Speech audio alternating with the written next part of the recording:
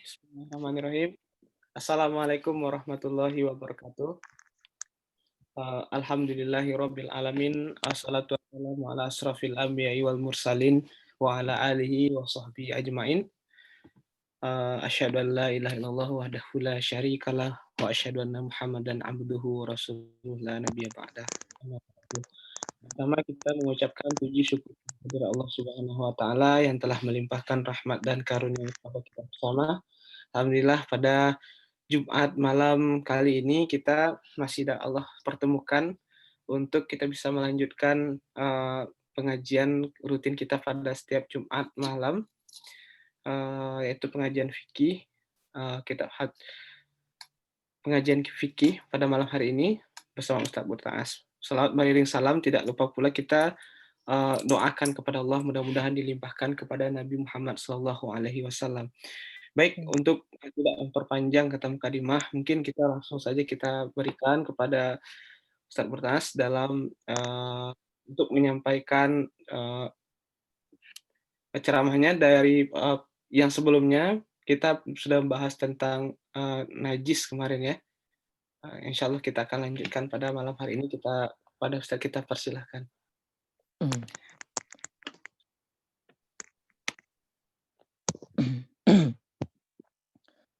Assalamualaikum warahmatullahi wabarakatuh. Waalaikumsalam warahmatullahi wabarakatuh. Alhamdulillahi rabbil alamin. Wassalatu wassalamu ala asyrafil anbiya'i wal mursalin sayyidina Muhammadin wa ala alihi wa sahbihi ajma'in. Allahumma salli ala sayyidina Muhammad wa ala alihi wa sahbihi wa sallim. Nawaina ta'alluma wa ta'lim wa tadhakkura wa tadhkir wa naf'a wal intifa' wal ifadata wal istifada wal hatha ala tamasuki bi kitabillahi ta'ala wa sunnati rasulillahi sallallahu alaihi wasallam wa du'a ilal huda wa dilalata ala al-khair ibtigha'a wajhillah wa maradatihi wa qurbihi subhanahu wa ta'ala. Allahumma alhimna ilman nafkahu bihi awamiraka wa nawahiyak warzuqna fahman na'rifu bihi kaifa nunajika ya arhamar rahimin. Allahumma rzuqna fahman nabiyyin wa hifzal mursalin wa ilhamal malaikatil muqarrabin bi rahmatika ya arhamar rahimin. Allahumma aghnina bi'ilmi wa zayyinna bil hilmi wa akrimna bit taqwa wa jammilna bil afiyah ya arhamar rahimin. Allah ftah alaina futuhal arifin amma ba'd. Selamat datang kepada hadirin wal hadirat, kepada jemaah Bapak dan Ibu semuanya. Alhamdulillah Allah masih melimpahkan rahmat, baik rahmat iman kepada kita semua sehingga kita masih bisa bertemu di pertemuan ke-6 dalam mengaji kitab Muqaddimah Hadramiyah kitab fikih. Insya Allah kita sekarang akan bahas tentang masalah air najis. Masih sambungan yang kemarin, masalah air najis. Di permasalahan air najis itu adalah pembahasan terakhir. Berarti habis pasal air najis ini, insya Allah kita masuk ke pasal baru gitu. Tapi pasal yang baru itu masih berkaitan dengan yang di belakang. Maksud berkaitan di sini yaitu masih penjelasannya tentang air mutlak, air mutaghayyir, air musta'mal, air najis gitu. Itu masih kuat ikatannya, masih berkaitan dengan penjelasan itu. Oke.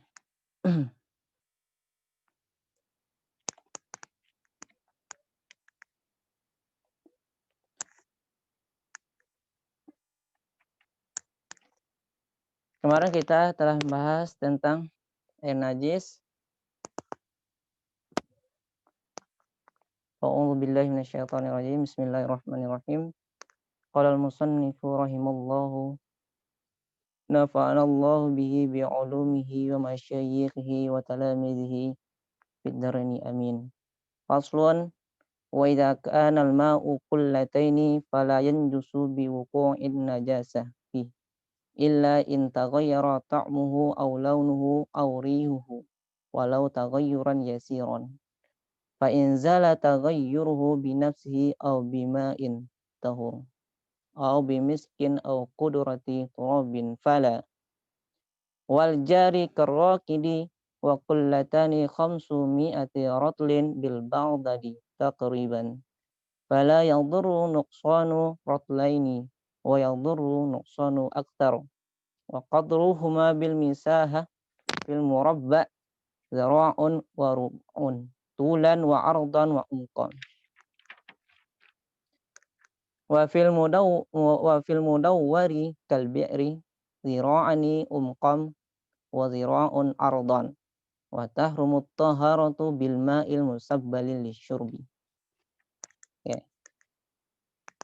Kemarin itu kita membahas pasal ini bahas tentang air banyak. Sebelumnya kita telah membahas sebelum pasal ini adalah air yang sedikit.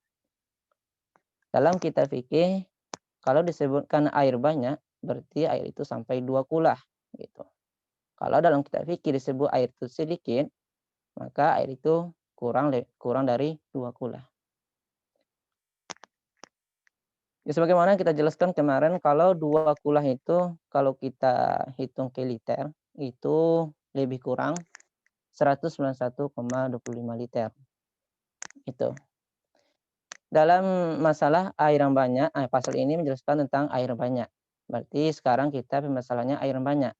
Berarti kalau air yang banyak al-ma'ul katsir, berarti air itu 2 kulah atau lebih 2 kulah fa'aktsar. Maka kalau air itu 2 kulah, idza waqa'an najasa, kalau najis itu jatuh ke air yang banyak, berarti air itu sampai 2 kulah, gitu. Maka hukumnya, gitu. Maka hukumnya air itu najis in taghayyar, kalau itu berubah, berupa sifat salah satu yang 3 kemarin. Itu adalah ta'muhu, launuhu atau rihunya. Kalau air yang sedikit masuk najis, maka hukum air tersebut langsung kita katakan najis illam yataghayyar, walaupun air itu tidak berubah. Berarti air yang sedikit sini al-ma'ul qalil, itu air yang kurang lebih 20 ya, air yang kurang 2 kulah. Kalau masuk air najis sedikit atau setetes, maka air itu kita katakan ma'un najis. Maka itu air mutanajis. Maka itu kita katakan air bernajis. Kalau air banyak al-ma'ul katsir, al-katsir itu air yang lebih 2 kulah, maka kita katakan kalau najis masuk ke air yang banyak lebih 2 kulah atau 2 kulah, maka air itu bernajis in taghayyar. Air itu kita hukumi bernajis apabila berubah yasiron. Sini walau taghayyuran yasiron. Walaupun sedikit berubah air yang banyak itu, maka kita kategorikan air banyak itu adalah air mutanajis. Gitu.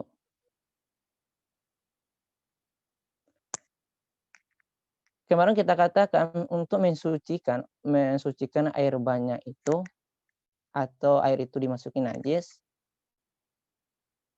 Kemarin ada 2. Yang pertama bisa jadi air itu dia itu suci sendiri.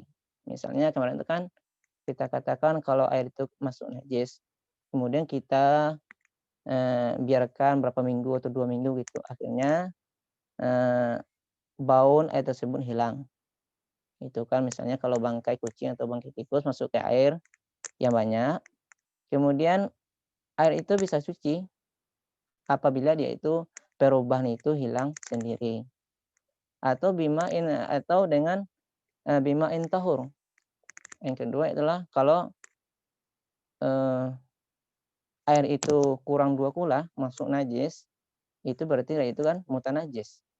Sekarang kita tambah air sehingga sampai volume air itu 2 kulah. Itu. Maka air itu kita kategorikan suci dan mensucikan. Karena awalnya tadi kita katakan kalau air yang sedikit masuk najis, maka mutlak air itu mutanajis. Tapi sekarang kita tambah air sehingga sampai 2 kulah air yang najis tadi itu, maka Air itu adalah tohir mutahhir, yaitu suci dan mensucikan. Dalam istilah fikih itu dinamakan dengan al-mukatharah, perbanyak air. Yang awalnya asalnya air itu tidak sampai 2 kula, akhirnya kita tambah air sampai 2 kula. Maka status air tersebut menjadi suci dan mensucikan. Atau yang air itu bernajis tapi tidak merubah statusnya, itu kita masukkan harum-haruman, itu kan masukkan haruman air sekarang sampai air itu 2 kula. Kemudian masuk situ bangkai kucing atau bangkai ayam. Akhirnya merubah salah satu sifat tersebut. Itu berbaun gitu kan. Ada bau bangkai di air tersebut. Kemudian kita kasih minyak wangi dalam air itu. Sampai yang tadinya air itu bau bangkai, kita kasih pewangian, jadi air tersebut menjadi wangi. Gitu kan. Dari bangkai menjadi wangi. Itu pun maka air itu tetap mutanajis. Gitu. Maka itu tetap mutanajis. Karena misk itu tidak bisa, maksudnya tidak menghilangkan kenajisan tadi. Oke, atau qudurati turab, atau dimasukkan tanah. Yang pertama air itu mutanajis, masuk air bangkai tadi kan, masuk bangkai, akhirnya air itu berbaun bangkai. Kemudian kita masukkan tanah, kita kacau. Kemudian air itu yang asalnya bau bangkai, kemudian sekarang bau tanah. Gitu. Atau kita masukkan tanah liat gitu, tanah liat. Itu, atau tanah belerang. Akhirnya tanah yang awalnya tadi bau bangkai kucing atau bangkai ayam, akhirnya menjadi bau tanah liat atau tanah belerang. Maka air itu tetap kita katakan mutanajis. Itu. Oke, itu kemarin. Sampai situ minggu kemarin.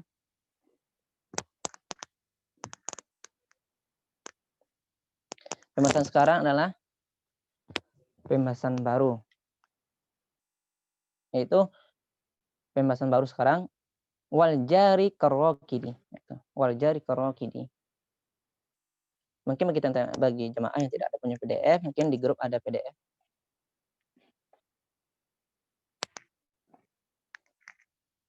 Kita share Ustaz ininya. Apanya? Share screen. Oke, bisa. Oke. Halaman berapa?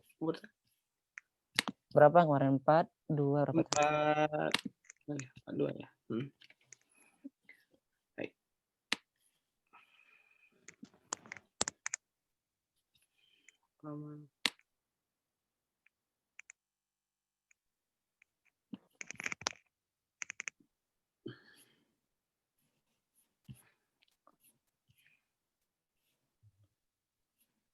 Lanjut.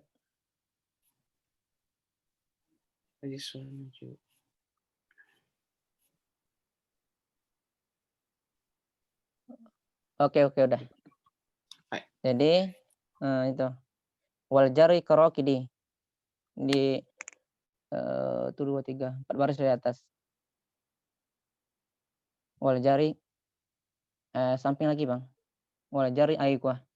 Oke. Wal jari karokidi itu sekarang pembahasannya.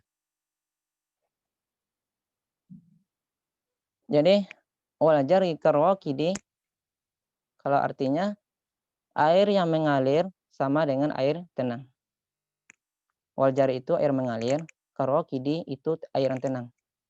Jadi air mengalir sama dengan air yang tenang. Oke.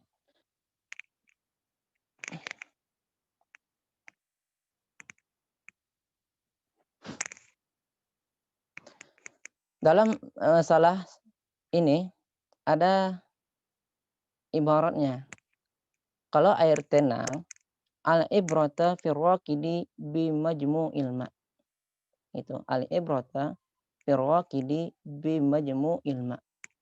Kalau dilihat air yang tenang, maka total air keseluruhannya. Gitu. Kalau kita lihat air yang tenang, dimasukin najis, gitu kan? Dimasukin najis, yang mana air itu tidak sampai 2 kelah, maka kita katakan air itu mutanajis.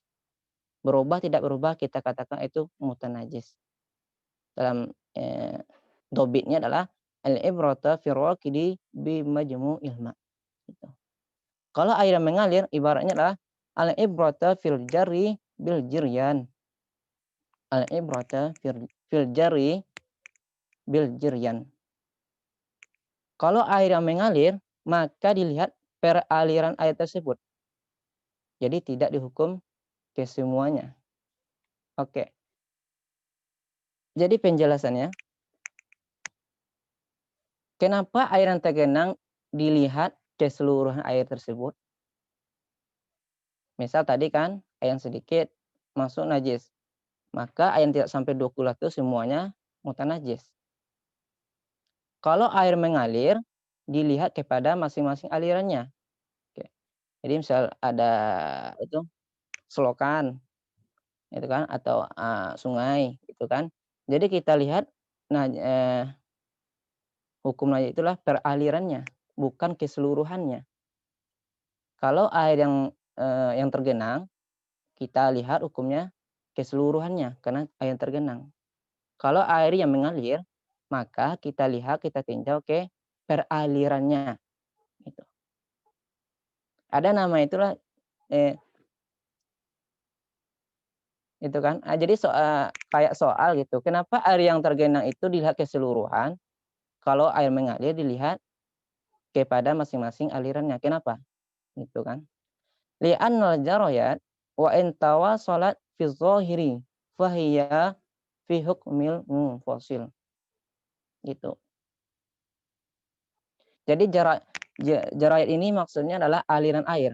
Jadi aliran dari ujung sampai akhir.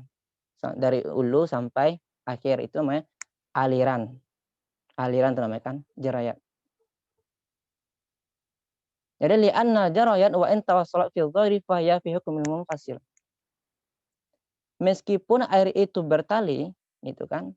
Kalau air sungai itu kan bertali itu, atau air yang selokan, itu kan bertali terus sampai akhirnya. Meskipun air itu bertali, tetapi dia itu dianggap berpisah, gitu. Wa in tawassalat fi dhahiri, kalau kita lihat secara zahir, air itu kan bersambung terus. Dari ujung sampai akhir. Kalau pada hukumnya, fa ya fi hukmil munfasil. Kalau hukumnya itu berpisah, berjirayat, aliran. Kenapa? Li'anna kulla jarayatin talibatun lima amamaha, haribatun mimma wara'aha. Gitu kan. Jadi dia itu kalau air yang mengalir, dia itu mengejar yang di depan dan lari dari belakang. Gitu. Ya kayak sungai lah gitu kan. Yang termasuk najis. Kan lari terus. Kemudian datang air yang baru gitu kan. Gitu. Jadi jarayat. Jarayat itu kan aliran tadi. Aliran dari atas sampai ujung. Peraliran. Jadi jarayat itu memiliki hukum tersendiri. Meskipun kita katakan zohirnya, air itu kan bersambung terus. Bersambung terus. Tapi secara hukumnya itu berpisah.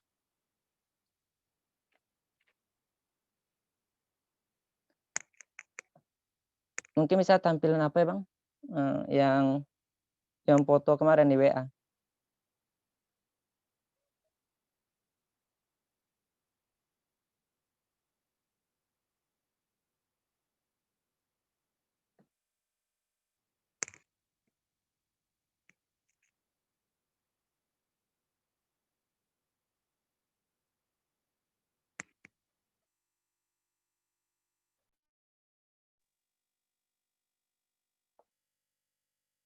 Yang satu lagi Bang. Yang tulisan tangan. Oh, ya. Oke.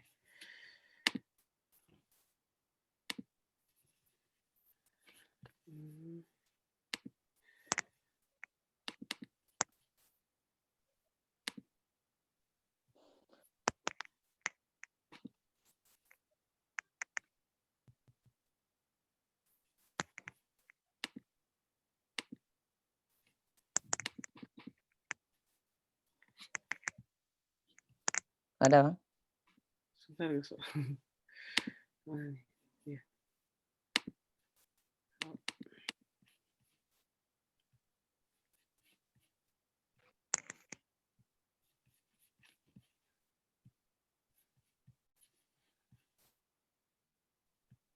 Agak error sedikit. Oke. Lanjut. Ini.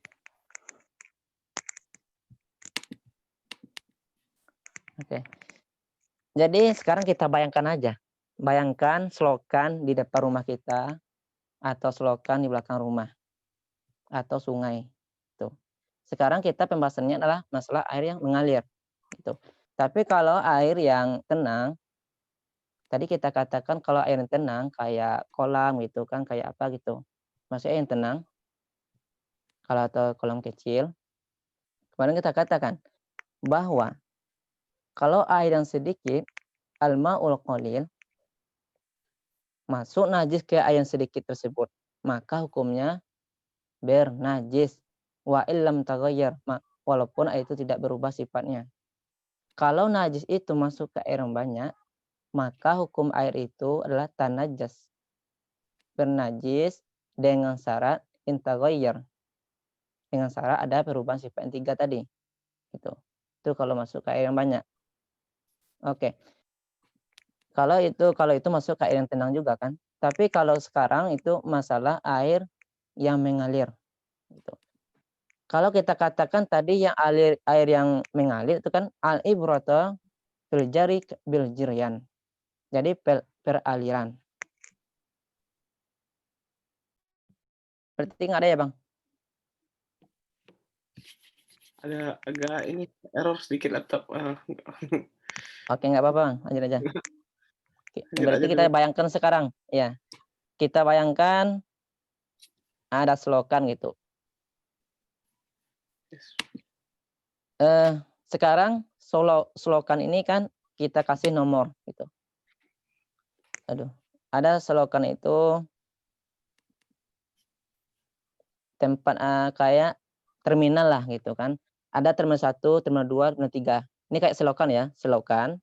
Ya, selokan. Kemudian di selokan itu kan ada selokan itu lurus gitu atau belok-belok. Kemudian di selokan itu masuk najis. Itu kan masuk bangkai ayam. Itu. Di selokan itu masuk bangkai ayam. Jadi kan tadi kita katakan kalau di air mengalir masuk bangkai, maka seketika itu pas dimasuki air itu bangkai, maka air itu adalah najis, gitu kan. Kalau itu tidak sampai 2 kula.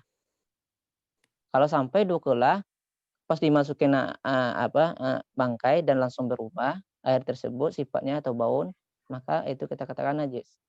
Jadi selama air itu mengalir ke bawah gitu kan, bawah terus kan itu dia tetap membawa najis kan. Dan pun yang menempel di dinding selokan kayak semen gitu kan di selokannya atau yang di bawahnya atau di atasnya, maka itu kita katakan itu najis. Dan pun selokan dinding itu juga najis. Oke. Dan pun apakah setelah kita katakan tadi bahwa pas masuk najis gitu kan di selokan, itu kan langsung dibawa air gitu kan, langsung dibawa air ke bawah. Kemudian datang air baru lagi gitu.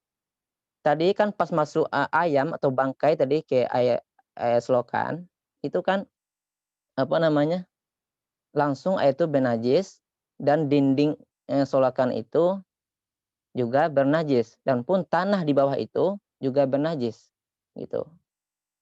Oke. Dan pas masuk air ayam bangkai ke dalam air itu kan langsung datang air yang baru, langsung dihanyutkan. Kalau air itu mengalir kan, sekarang kita pembahasan air mengalir. Mengalir bawah terus sama air yang baru. Kan di datang air yang baru gitu kan. Pas datang air baru yang tadinya yang di tempat itu bernajis, maka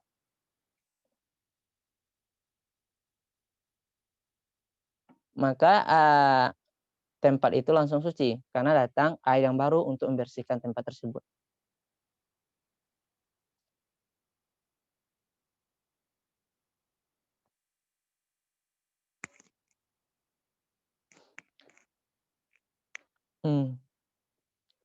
Kalau misalnya di air yang mengalir itu, tadi kita masukkan bangkai ayam gitu. Tapi bangkai ayam ini tidak langsung dihanyutkan oleh air gitu, atau tersangkut gitu kan, tersangkut oleh kayu atau apa gitu, atau airnya yang agak maksudnya tidak deras gitu kan. Maksudnya kan tidak bisa membawa bangkai tersebut. Maka berarti air itu selama bangkai itu ada di situ, maka air yang baru datang ke air itu langsung air itu mutan najis.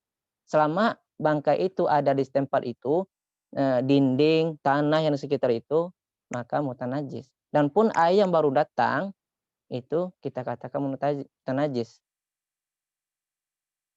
Itu. Tapi kalau bangkai itu langsung di bawah air, maka kita katakan air yang bersama bangkai itu yang kita katakan mutan najis. Dan kemudian air yang datang baru itu telah mensucikan tempat itu kan. Karena datang air yang baru. Itu. Tapi sebenarnya kalau ada gambar itu lebih mudah menerangkannya. Tapi sekarang kita bayangkan aja selokan gitu. Selokan, ada selokan kecil depan rumah atau belakang rumah gitu kan. Yang mengalir, kemudian masuk bangkai tikus atau kucing. Cek masuk kan. Kemudian kalau bangkai itu langsung di bawah air aman. Berarti tempat itu pertama masuk najis, tempat itu kalau ada dindingnya kena air berarti dinding itu mutan najis. Kalau tanahnya juga mutan najis gitu kan. Gitu. Dan langsung air yang membawa najis itu ke bawah berarti itu mutan najis. Kemudian datang lagi air yang baru. Berarti air yang baru ini tadi yang dinding itu mutan najis, kena najis. Kemudian datang lagi air yang baru kan? Datang lagi air yang baru, maka itu mensucikan tempat itu. Gitu. Itulah secara kalau kita bayangkan. Kalau masalahnya itu adalah kalau bangkai itu tidak langsung dibawa oleh air gitu. Kayak tadi kan bangkai itu tersangkut gitu di ranting kayu atau apa gitu kan, atau di tempat ya di selokan kita gitu. Maka air itu selama bangkai itu ada air yang kurang 2 kula tadi, maka kita katakan itu mutan najis. Walaupun air itu sampai 2 kula, kalau sampai merubah salah satu sifatnya, kita katakan juga air itu mutan najis.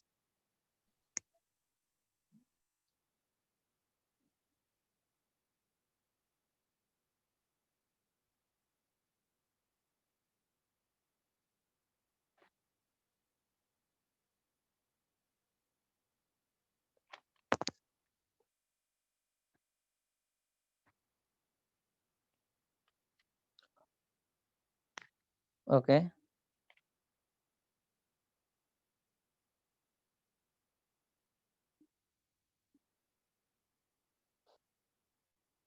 Tapi ini ada masalah. Ada permasalahan baru. Di sini dikatakan bahwa walau taghayyara ba'dal ma'il katsir binajisin wal mutaghayyiru najasun wa kadza ghairul mutaghayyir illam yablugh kullatain wa illa fatahir. Gitu.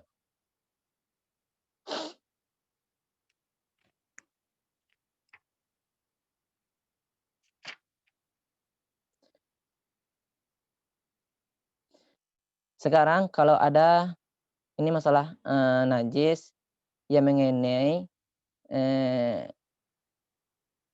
tempat air yang banyak seperti kolam. Jadi walau taghayyara ba'dul ma'il katsir binajisin fal mutaghayyir najisun. Air yang banyak kita contohkan sekarang air kolam. Ini air yang tenang, air kolam.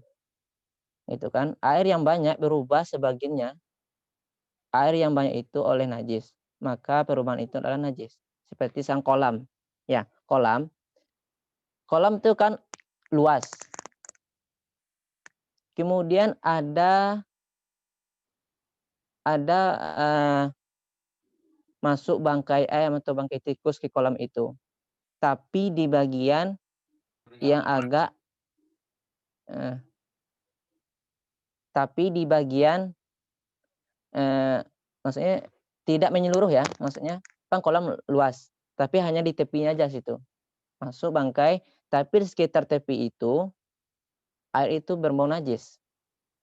Maka kita hukumi air yang berbau najis itu tersebut, maka itu mutanajis. Oke. Jadi kalau yang lainnya gimana gitu kan? Sekarang kan istilahnya kalau kolam ini segi 4 gitu. Sekarang di segi bagian kesininya kena najis masuk ayam, dan pun langsung air itu berubah langsung bau bangkai. Kemudian bagian ke sananya gimana gitu? Bagian ke sininya mana gitu kan? Kan kolam luas. Jadi air yang bagian ke sananya apakah air itu kita katakan najis? Gitu. Walau ghairu mutaghayyir, jadi begitu juga sebagian air yang banyak tadi yang tidak berubah apakah najis itu. Jadi kan tadi di kolam kan di bagian sisi sini masuk najis. Kemudian di sisi sananya kan tidak najis. Maksudnya tidak sampai najis ke situ. Hanya sampai di bagian sini saja. Gitu. Jadi apakah kita katakan air yang di ujung sana tetap tohir atau mutanajis? Gitu kan? Apakah air yang tidak kena najis tadi, maksudnya air yang tidak berbau tadi, apakah itu bernajis? Kalau air yang kurang itu, yang tidak berbau tadi, yang sebelahnya, maksudnya di sebelahnya kena najis, sebelahnya tidak. Tapi yang di sebelahnya ini sampai 2 kula, maka air yang sebagian itulah suci dan mensucikan. Misalnya, kalau air yang di sebelahnya itu tidak sampai 2 kula, itu kan, maka air itu kita katakan mutanajis. Walaupun yang bagian di sini kolam tadi ya, walaupun yang di bagian sisi sininya kena najis, tapi bagian sana tidak baun. Kita perkirakan apakah yang bagian sana yang air yang tidak sampai bangkai tadi, apakah sampai air itu 2 kula? Tuh. Kalau air itu sampai 2 kula, maka kita katakan yang sebagian tidak kena najis tadi itu tetap suci dan mensucikan. Kalau air itu tidak sampai 2 kula, maka air seluruhnya itu adalah mutanajis. Oke, itu seperti contohnya seperti kolam lah.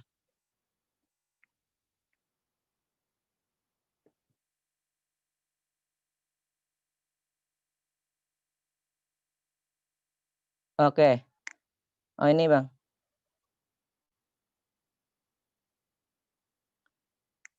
Bisa besarin lagi Bang? Ya, bertahan. Oke. Nah inilah. Jadi kita contohkan tadi ini masalah yang air mengalir tadi. Itu yang nomor 2. Ibaratkanlah saja yang 1, 2, 3 kayak ada panah, itu kita ibaratkan sungai. Gitu ya. Kita ibaratkan saja itu sungai. Gitu. Nah, jadi sekarang jadi najis itu masuk sekarang di nomor 1. Ini urutan air ya. Di nomor 3 ini ulunya gitu kan. Ujung air, kepala air gitu. Nomor 1 itu bawahnya gitu. Jadi sekarang najis itu jatuh ke tempat sisi nomor 1 gitu. Tempat belokan ini gitu kan. Masuk najis. Pas najis itu masuk ke tempat nomor 1 ini, maka di sekitar ini kalau ini selokan, berarti dinding di selokan itu atau dinding yang ke sininya, ke kanan atau ke kirinya, kanan kiri, maka itu mutanajis. Dan pun tanah yang di bawahnya kan air itu bukan di awang-awang kan, air itu kan di atas tanah gitu. Jadi tanah, dinding ke sininya, maka itu mutanajis. Nah gitu. Dan pun pas masuk najis nomor 1 tadi, ke nomor 1, sisi nomor 1 masuk najis, kemudian kan langsung dikejar oleh nomor 2, nomor 3 gitu. Langsung dibersihkan tempat itu. Berarti tempat itu adalah suci gitu. Berarti tempat itu suci. Dan pun najis nomor 1 ini kan langsung terus ke bawah gitu. Karena didorong oleh nomor 2 dan nomor 3. Kan gitu kan aliran air. Itu kan kita katakan tadi bahwa yang itu alasannya. Li'anna kulla jarjatin thalibatun lima amamaha haribatun mimma wara'aha. Dia itu jadi yang nomor 1 dia itu mengeja yang di depan, nomor 1 itu mengeja yang nomor depan, panah depannya. Dan nomor 2 juga mengajar nomor 1, nomor 3 juga mengajar nomor 1. Berarti nomor 2, nomor 3 ini adalah air yang bersih, gitu kan. Tadi kan air yang masuk najis itu lepas bangkai itu masuk di sisi nomor 1, gitu. Kemudian nomor 2, nomor 3 langsung mengejar yang nomor 1, dan nomor 1 langsung ke depan gitu, karena air kan mengalir. Kan dia itu mengejar yang di depan, berarti nomor 1 itu mengejar ke depan, panah ke depan. Haribatu mimma wara'aha, dan lari di belakang. Dan lari belakang ini maksudnya adalah yang nomor 2, nomor 3 itu kan mengejar yang nomor 1. Langsung mengejar nomor 1.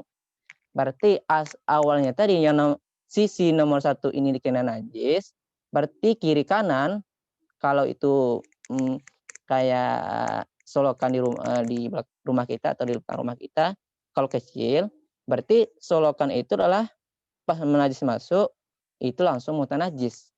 Oke, mutanajis.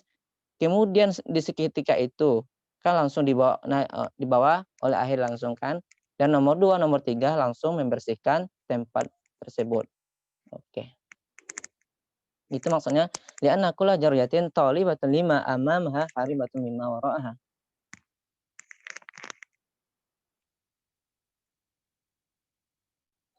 Atau yang masalah tadi, kalau sekarang najis itu masuk di nomor di sisi nomor 2 gitu kan.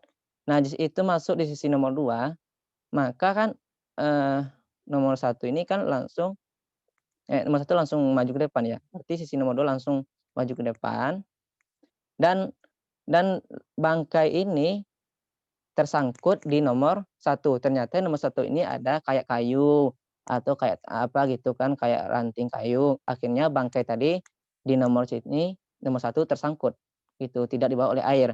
Berarti air yang datang dari atas seperti nomor 3 sampai nomor 1 karena najisnya belum dibawa oleh air, masih tersangkut, maka setiap air yang mengenai najis itu, maka itu kita katakan mutanajis.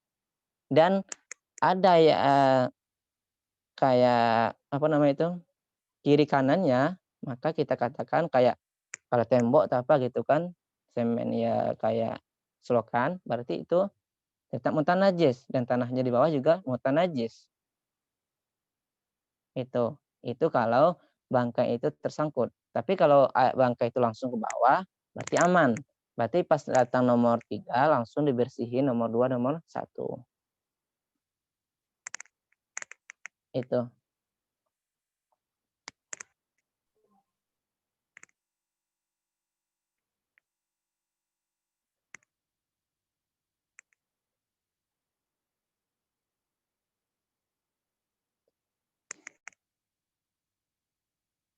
Oke. Begitu juga tadi itu kayak di apa namanya itu, kalau di sungai kan, di sungai itu besar, atau istilahnya kalau kita di selatan aye sangir kan, sangir. Sangir itu kan luas, besar. Sekarang najis itu masuk di tepi gitu kan,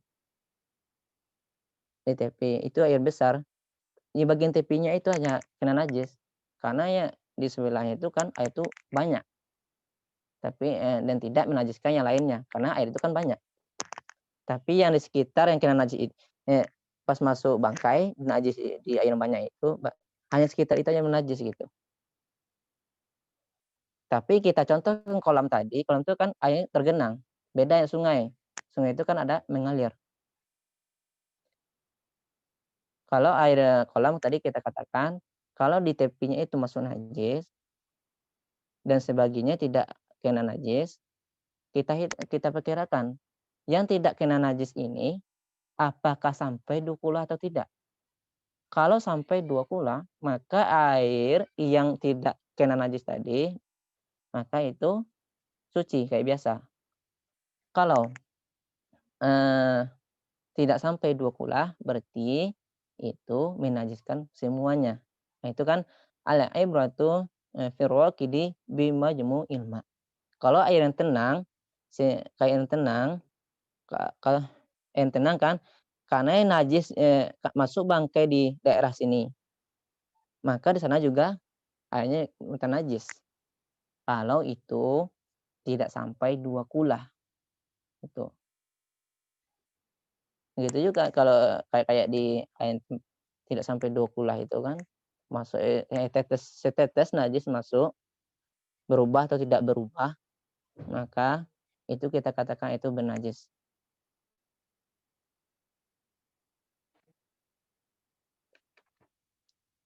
Oke, itu masalah karokidi wal karokidi. Selanjutnya masalah ini. Wa kullatani khamsu mi'ati ratlin. Sekarang yang 2 kulah itu. Kemarin kita kan membahas 2 kulah gitu kan. Pembahasannya 2 kulah. Sekarang dijelaskan berapa yang 2 kulah itu. Gitu.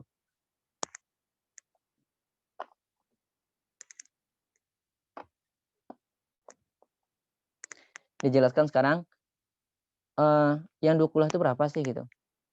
Wa kullatani khamsu mi'ah ratlin bil baqdadi taqriban. Jadi yang 2 kulah itu 500 ritel. Itu ya ukuran satuan orang Arab zaman dahulu, mereka tuh menggunakan ritel, bukan liter ya, tapi ritel gitu. Di negeri Baghdad takriban. Jadi kalau sudah sampai 500 ritel atau lebih kurang, maka kita katakan itu sampai 2 kulah. Fala yadurru nuqsanu ratlain. Jadi tidak apa-apa, tidak mudarat kalau kurang 2 ritel. Tadi kita katakan 2 kulah itu adalah 500 liter. 500 ritel gitu. 500 ritel. Sekarang kurang 2 ritel. Berarti kalau 500 liter kurang 2 berarti 498. Berarti 498 kita ukur air itu dengan ritel, maka air itu tetap sampai 2 kulah. Wa yadurru nuqsanu aktsar. Dan mudarat, berarti mudarat ini maksudnya air itu tidak sampai 2 kulah. Kalau kurang itu lebih dari 2, itu aksar. Seperti 3, 4 gitu kan. Kalau kurang 2 dari 500 itu, maka itu tetap dihukumi air itu sampai 2 kulah. Kalau lebih dari 2 liter, 3 atau 4 kurangnya, maka kita katakan air itu tetap, kita katakan air itu kurang 2 kulah. Gitu. Wa qadruhuma bil misahah, kalau kita kadarkan 2 kulah itu dengan misahah, zira. Zira kalau kita di Indonesia kan zira, atau kalau kita di kampung apa namanya, berapa heto gitu kan, ada heto sikumornya, tuh. Kalau apanya itu zira, kalau orang di kampung kan berapa.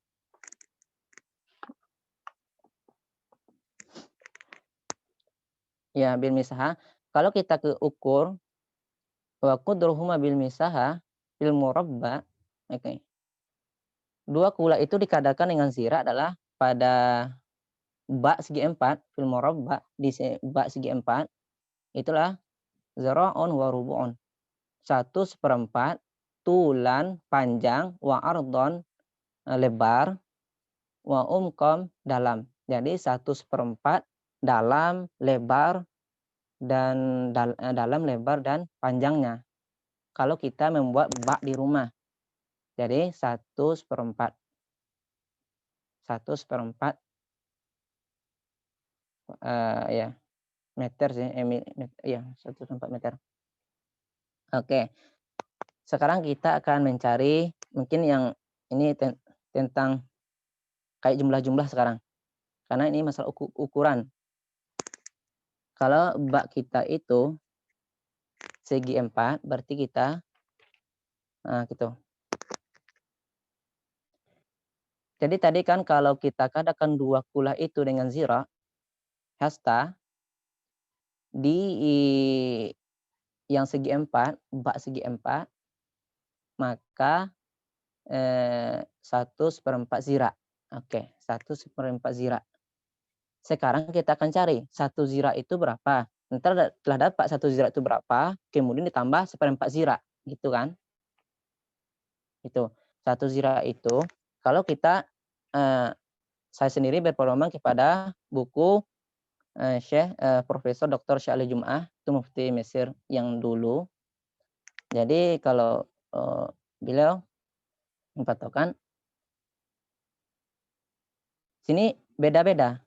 Ada yang satu zira itu menurut mazhab Hanafi, mazhab Maliki, dan mazhab Syafi'i dan Hambali.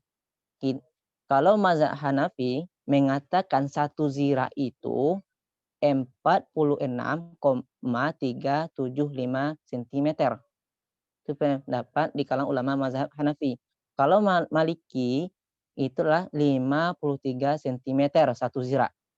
Kalau kita bermazhab Syafi'iyah dan Hanabilah juga itu satu zira itu 61,834 cm gitu.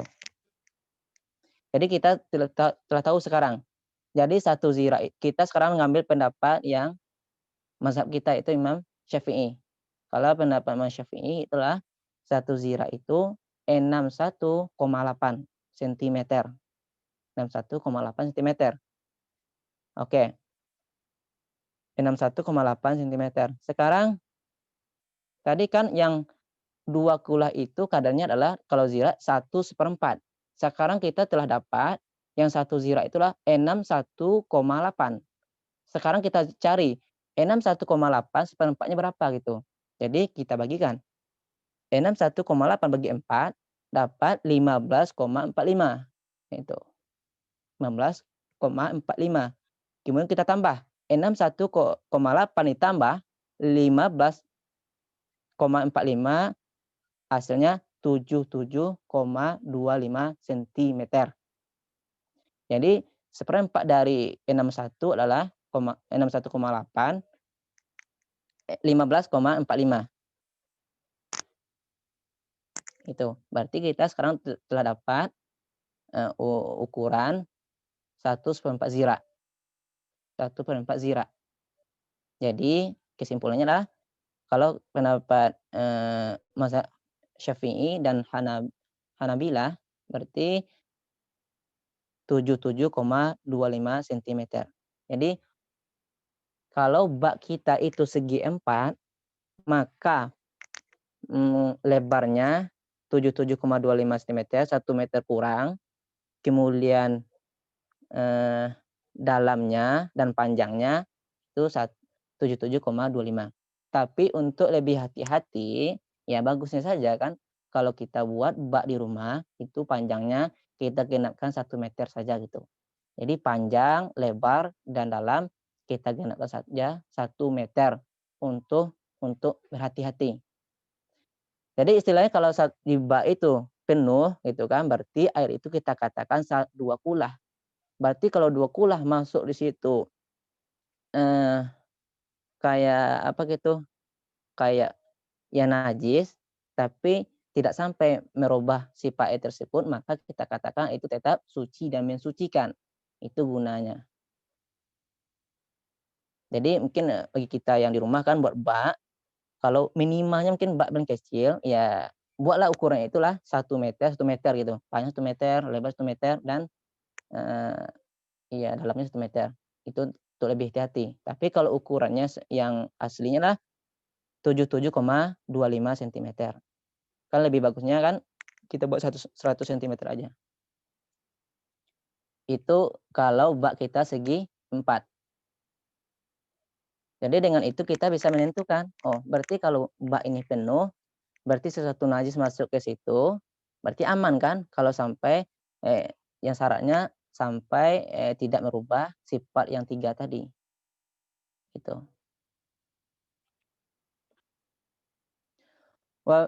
Wa fil mudawwari kal bi'ri zira'ani umqan wa zira'un ardan gitu. Sekarang wa fil mudawwar itu pada tabung ya. Tabung seperti sumur. Itu gimana cara ukurnya? Kalau istilahnya di rumah kita ada sumur. Berapa kapan bisa kita mengatakan air di sumur itu sampai 20 atau tidak? Ini ukurannya. Kalau yang di sumur zira'ani gitu. Jadi dalamnya itu 2 zira. Zira dan lebarnya adalah 1 zira. Oke. Jadi kita telah tahu bahwa 1 zira itu Menurut pendapat mazhab Syafi'i 61,8. Berarti sekarang kalau 2 zira panjangnya kita tambahkan saja 61,8 berapa gitu. Adalah jadi dalamnya itulah 123,6 sentimeter. Berarti 1 meter lebih sedikit seperempat lah gitu. Panjangnya dan lebarnya adalah 1 zira, berarti 61,8 gitu. Itu kalau kita membuat sumur kayak tabung gitu. Berarti istilahnya kalau udah penuh, berarti kita kategorikan air itu sampai 2 kula. Oke, berarti sekarang kita sudah tahu berapa 2 kula itu dengan hitungan kalau segi 4 berapa, kalau kalau kayak sumur berapa gitu kan. Berarti bisa kita simpulkan bahwa kalau air penuh kayak bak kita dipenuhi air berarti, itu sampai 2 kula gitu. Kalau kurang kalau setengah berarti tidak sampai 2 kula gitu. Itu masalah ukuran 2 kula. Kalau masalah yang ukuran liter, kalau kita literkan biasanya kan kalau kita di Indo kan itu untuk menentukan itu dengan ya bagusnya dengan baknya gitu, dengan bak lebih pastinya. Karena kalau menurut liter itu,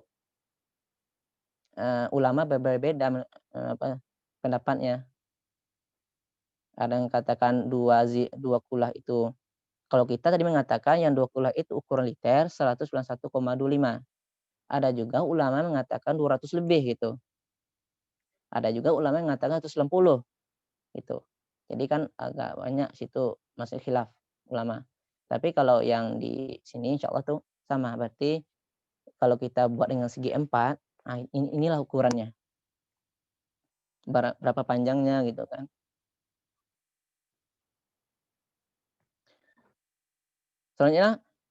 Selanjutnya wa tahrumu at-taharatu bil ma'il musabbal lisyurbi. Haram hukumnya bersuci dengan air yang diwakafkan untuk diminum. Jadi wa tahrumu at-taharatu bersuci haram hukumnya dengan air yang diwakafkan untuk minum. Nah, maksudnya itu adalah kalau ada seseorang itu mewakafkan, air ini saya wakafkan untuk diminum, gitu. Jadi kalau orang mewakafkan air itu untuk diminum, maka kita tidak boleh berwudu.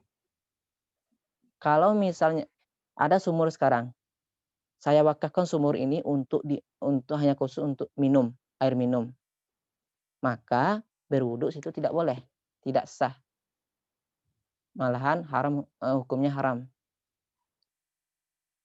gitu.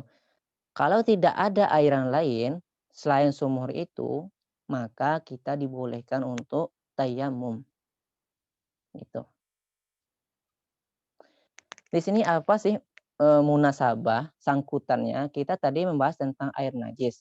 Sekarang kok sampai sih di air wakaf gitu, kok sampai ke situ gitu. Tadi kan kita bahas tentang air najis, air yang kena najis.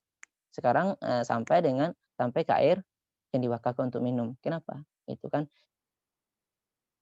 kenapa pengarang kitab ini memasukkan di sini gitu. Apa alasannya?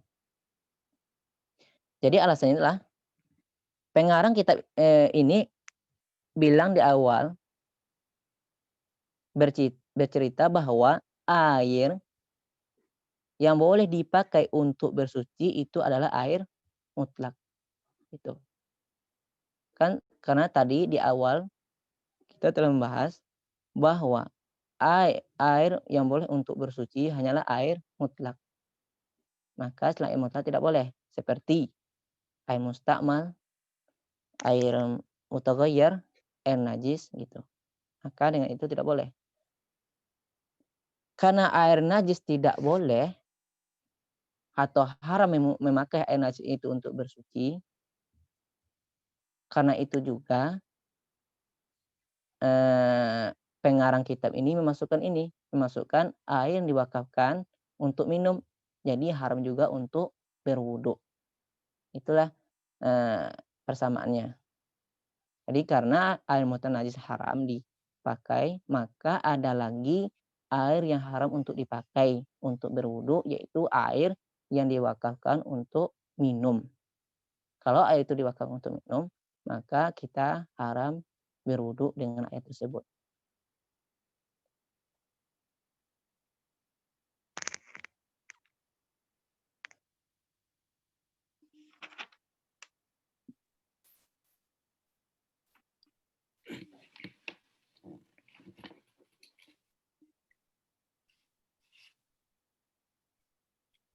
Gimana, mungkin ada pertanyaan dulu mungkin dari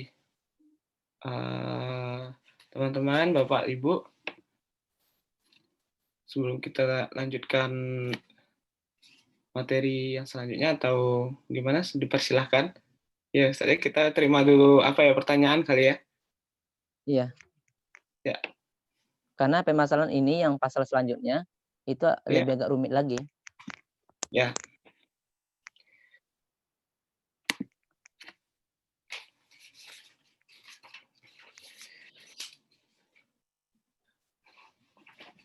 Berarti artinya yang tadi itu sumur wakaf, misalnya sumur wakaf, jika orang mewakafkan hanya untuk diminum, berarti itu tidak boleh kita gunakan untuk berwudu selama di sana. Iya. Oke. Tapi seandainya jika di daerah itu memang betul-betul benar-benar tidak ada air, dan itu bisa jadi air satu-satunya, sumber air satu-satunya, maka kita juga tidak boleh gunakan untuk berwudu, atau bisa jadi untuk mandi bisa digunakan sama orang, atau gimana? Kalau masalah mandi itu boleh. Yang penting kalau masalah mandi, maksudnya tidak mandi wajib. Mandi Oh, kayak tidak mandi biasa wajib. gitu kan. Ya. Iya, iya. Istilahnya di kampung itu ada satu sumur gitu kan. Ada satu sumur. Ya. Tetapi orang ini kan kita contohkan ke zaman dahulu, ke zaman Ya. Utsman gitu kan. Mungkin Ya. ya Utsman beliau itu membeli sumur gitu kan untuk diwakafkan untuk minum gitu. Jadi mungkin di zaman dahulu tuh air untuk minum itu susah. Kalau untuk Oh, zaman sekarang kita kan kalau di Indonesia itu kayak penjelasan ini, surah-surah seperti ini agak mustahil terjadi gitu, apalagi kita di iya, Indonesia. karena Apalagi lagi kita gabung banyak kampung kan, banyak air. banyak air ya, Kalau air di Arab sumurnya. itu kan padang pasir itu kan air itu sesuatu yang wow gitu, mendapati air tersebut apalagi padang pasir. Iya, iya, betul. Kalau kayak tadi itu kayak orang mewakafkan air itu untuk diminum dan itu satu-satunya air di situ. Jadi gimana cara wudhu kita gitu? Berarti tayamum, pindah tayamum. Oh, baik, baik. Mhm. Karena lebih penting kita mendahulukan, ya untuk diminum kan, kalau nggak Iya, diminum tuh mati. baik, baik. Ya, mungkin ada pertanyaan dulu dari teman-teman atau Bapak dan Ibu?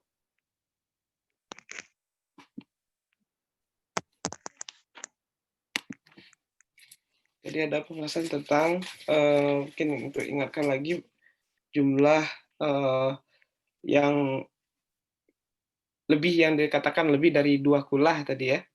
Tadi Mhm, ya itunya 191,25 liter atau 500 ritel, ya, iya.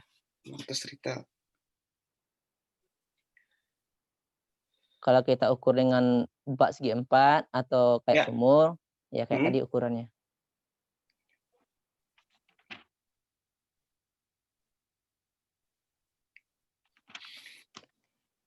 menarik juga. Tadi, disampaikan bahwa, air yang diwakafkan berarti tidak boleh kita gunakan sama sekali untuk, Ya, untuk itu tergantung wakafnya. Kalau tergantung dia wakaf. mewakafkan untuk minum saja, berarti ya tidak boleh yang lain kayak ya berwudu gitu kan, Iya, untuk menghilang hadas. Tapi kalau maka sekarang kayaknya kalau kita melihat itu tidak ada orang kayaknya mewakafkan air gitu. Itu iya, zaman heeh. dahulu kan, zaman sahabat itu mereka dibeli sumurnya gitu. Itu Itu tentang bisa hadis jadi kan. mungkin bisa jadi kalau saat ini terjadi di negara-negara di bagian di Afrika mungkin ya, ya Iya, mungkin yang air kesulitan air. betul-betul kurang, heeh. Soalnya kita Lebih utama kan mendahulukan, Masuk ke diri kita kan. Ya, Kalau wudhu bisa dengan cara yang lain, tayamum. ya baik. Jika ada pertanyaan lagi yang lebih lanjut dari teman-teman semuanya, mulai dari tadi udah penjelasan lagi, diulang lagi tentang air najis, dan sampai yang terakhir ini, bagaimana itu kayak air yang diwakafkan. Kalau jika ada pertanyaan, dipersilahkan. Kalau tidak kita lanjutkan biar cepat Ya, tamat, khatam. ya baik. Ya, Insya Allah dipersilahkan. berapa pasal lagi? 2 pasal lagi ya. Ya 3 pasal lagi kita sampai ke masalah intinya itu masalah wudhu. Duduk. Mhm. Mungkin dilanjutkan dulu, Ustaz. Oke Belum ada ya? dilanjutkan. Bismillahirrahmanirrahim. Faslun izashtabaha alaihi tahirun bimutanajjisin ijtahada wa tatahhara bima zanna taharatahu walau a'ma walau akhbarahu bitanajjusihi thiqatun wa bayyana as-sabab aw kana faqihan muwafiqan i'tamadahu. Oke, satu pasal. Sekarang pembahasan kita masalah tentang ijtihad. Ya, ijtihad. Jadi kemarin itu masalah air sekarang kita habis, tapi sekarang kita lebih ada juga bersangkutan dengan air. Jadi kemarin itu kita telah bahas tentang air mutlak, air mutaghayyir, air mutanajjis, air yang makruh dipakai gitu. Insyaallah kita bisa mengamalkannya gitu.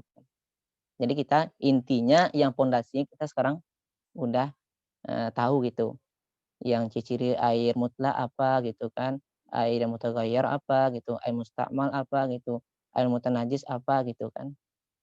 Intinya kalau sudah paham itu berarti kalau ke atasnya nanti, insya Allah mudah karena pembahasan itu terus gitu. Karena masalah air tidak lepas dengan dua kulah, najis, mustakmal gitu, akan berkaitan itu terus. Sama kayak sholat, apakah sholatnya sah, apa tidak, batal sah, akan berkaitan itu terus. Itu masalah sholat. Kalau masalah taharah itu ya masalah air gitu, karena kita mengaji tentang air. Sekarang masalah ijtihad. Ini faslnya masalah ijtihad. Jadi, iza staba alaihi apabila istibah ini serupa. Apabila istibah atau bercampur atas suatu itu ada air yang suci gitu. Tohirun ada air yang suci dengan air mutanajis. Ada yang suci dengan ada air yang mutanajis. Maka dia berijtihad, ijtihada, maka dia berijtihad. Maka dia pakai untuk bersuci air yang dia sangka atau zon dia itu suci. Wa tatahhara bima zanna taharatahu. Dia pakai untuk bersuci air yang dia sangka atau dia zon dengan air itu suci.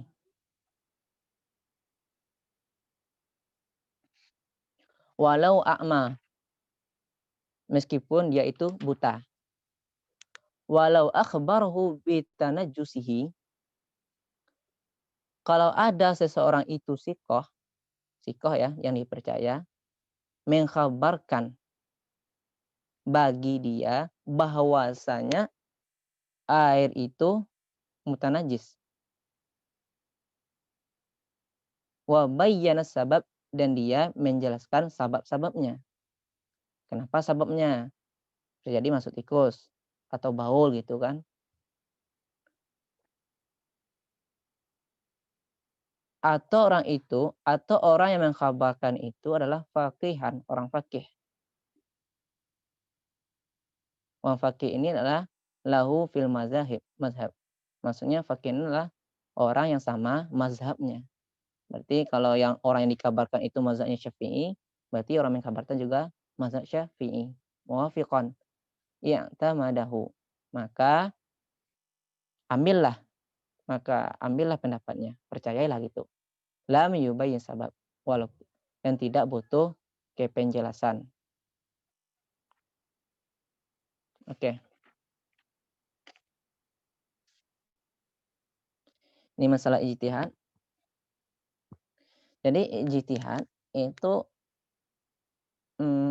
sekarang kita ada 2 ember atau baskom. Jadi masalah ijtihad itu adalah ada 2 ember atau baskom di kamar mandi, gitu kan. Yang kita yakin yang satu ember itu suci dan yang satunya itu mutanajis.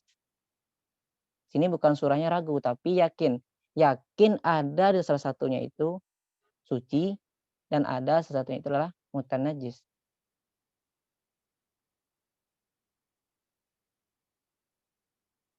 Oke. Sekarang dia lupa gitu kan mana yang suci atau mana yang mutanajis.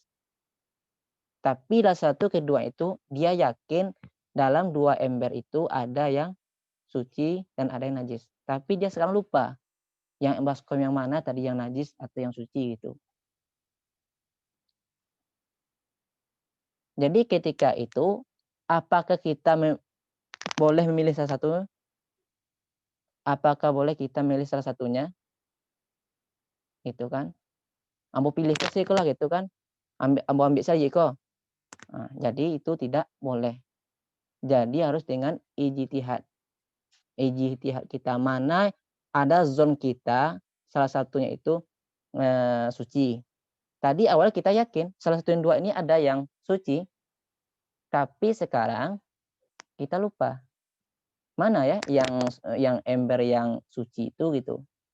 Kita ragu. Karena bisa jadi mungkin ember itu warnanya sama, warna merah keduanya dan airnya juga sama gitu, sama-sama banyak. Yang kita ragu, mana air itu yang najis atau yang suci. Itu masalah isytabah tuh. Jadi air 2 yang serupa. 2 yang serupa. Kemudian kita ragu. Kemudian kita lupa. Bukan ragu ya. Kemudian kita lupa mana yang suci, mana yang mutanajis.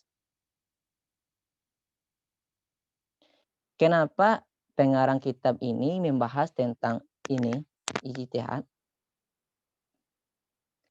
Karena kan tadi itu kita membahas tentang masalah air.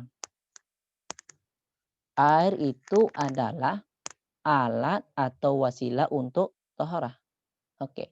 Jadi air itu adalah alat atau wasilah untuk thaharah, untuk bersuci.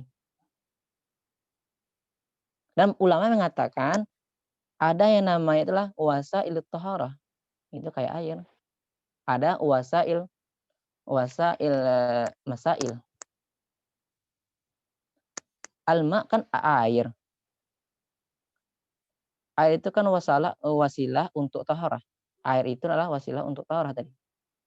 Kita berwudu pakai air, kita mandi pakai air, gitu kan.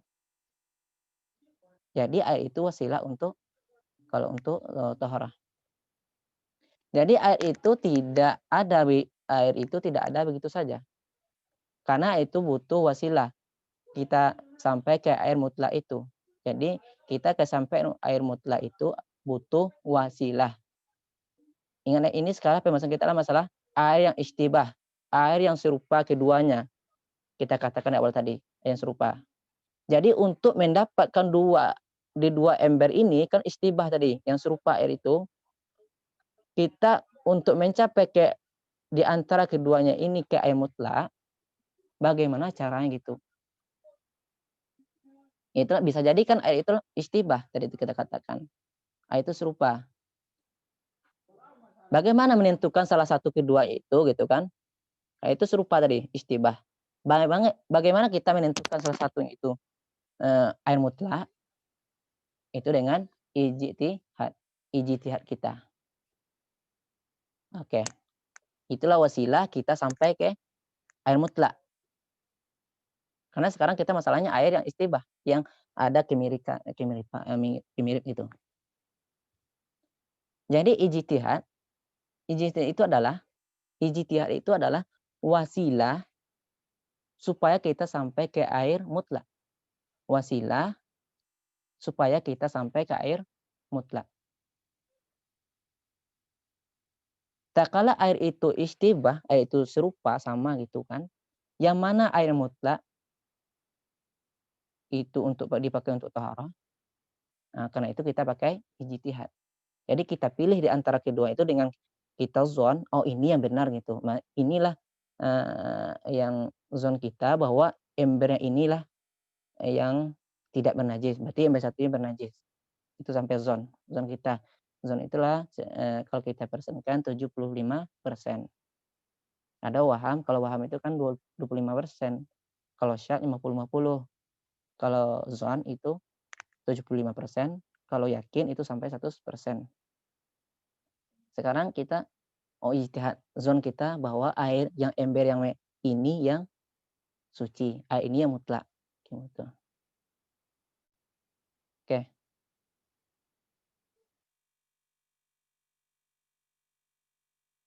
Karena itu ulama membahas tentang air mutlak di awal. Karena itu ulama membahas tentang air mutlak, air mutanajis, air mutaghayyir, air mustakmal. Kalau kita tidak bisa membedakan ya yang empat ini, tidak bisa membedakan air mutlak, air mutaghayyir, air musyammas, air makruh atau air mutanajis, itu tidak bisa kita akan mempraktekkan yang istibah ini. Karena kita tidak paham apakah yang perbedaan yang empat tersebut. Karena itulah ulama membahas pembagian itu di awal. Ntar pas di permasalahan ini kita sudah bisa membedakan mana air yang mutlak, mana air yang mutanajis.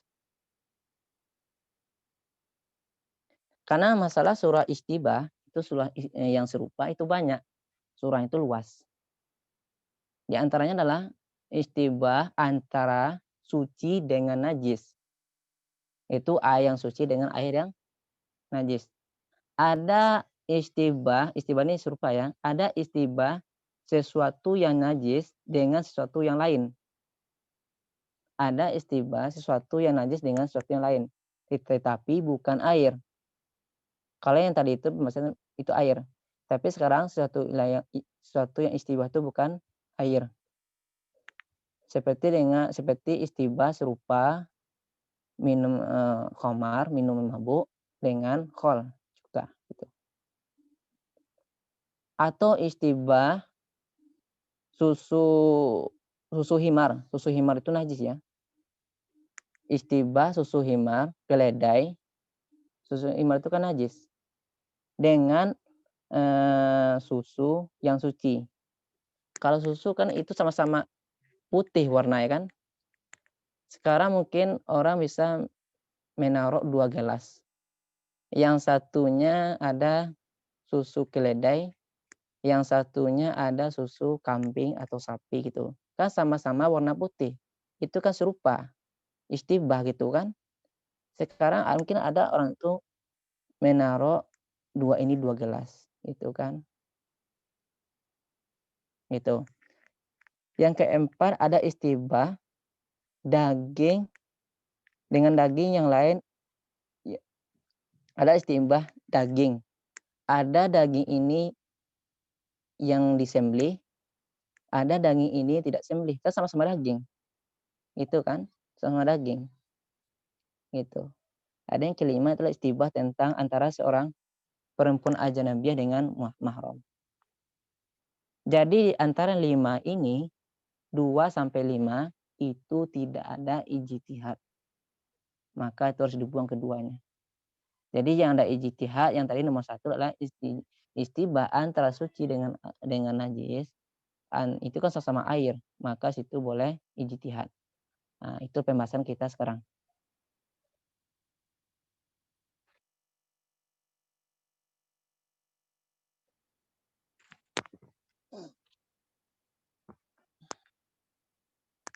Jadi sekarang hukum ijtihad itu apa? Hukum ijtihad tadi kan kita katakan kalau ada yang serupa gitu. Sekarang kita kembali ke masalah air. Hukum ijtihad itu apa? hukumnya wajib kalau tidak punya air bersih yang lain. Jadi hukum ijtihad kalau ada air yang serupa di kamar mandi tadi, tidak juga ada air yang lain gitu yang kita anggap itu yakin suci, tidak ada gitu. Hanya mungkin di rumah itu hanya ada ya 2 ember atau mungkin sering terjadi ke anak kos gitu kan, mati air gitu. Hanya ada 2 ember, hanya itu saja. Maka ketika itu kita hukum ijtihad memilih di antara satu itu hukumnya wajib. Izon kita bahwa air yang ini yang suci gitu. Berarti yang satunya bernajis. Jadi hukumnya wajib yajibu hadzal ijtihad. Hukumnya wajib ijtihad idza lam yakun indahu tahirun yakinan gitu. Jadi hukum ijtihad itu hukumnya wajib ketika tidak ada ketika tidak punya air bersih yang lain. Hanya air itu yang ada. Maka ketika itu hukum ijtihad di waktu itu adalah hukumnya wajib. Amma idza kana tahirun fahuwa ijtihadu mubah. Amma idza kana tahirun fahuwal ijtihadu mubah. Kalau seorang itu ada air cadangan gitu kan, air bersih, dia yakin itu suci. Mungkin ada air di rumahnya itu juga ada air cadangan bersih. Maka ketika itu hukum ijtihad itu hukumnya adalah mubah atau jaiz. Hukumnya boleh kita tetap ijtihad atau boleh kita memakai air yang ketiga. Itu air yang kita sediakan tadi. Kalau tidak ada, maka itu hukumnya ijtihad wajib.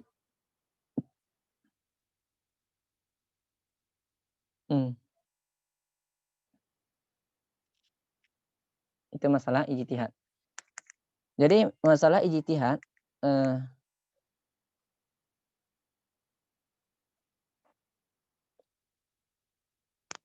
jadi ijtihad wa tatahhara bima dhanna taharatahu walau a'ma. Begitu juga kalau orang yang buta gitu kan.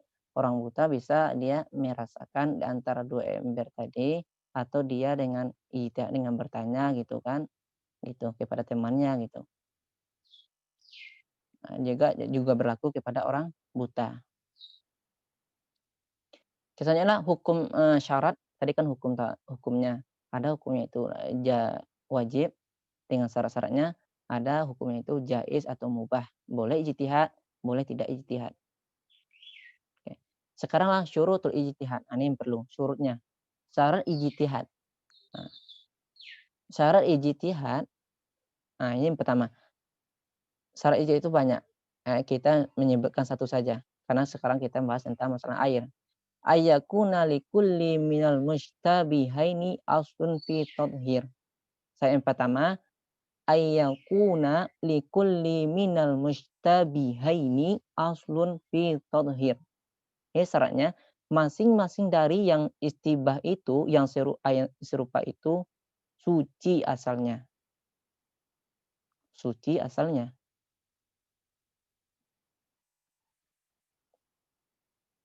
Gitu kan. Jadi air yang istibah tadi 2 ember 12 kom yang ada di kamar mandi tadi kan itu sama-sama air. Asal air itulah suci.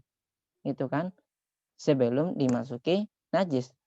Sekarang kan yang 1 ember itu kita yakin ada suci tapi tidak tahu sekarang lupa.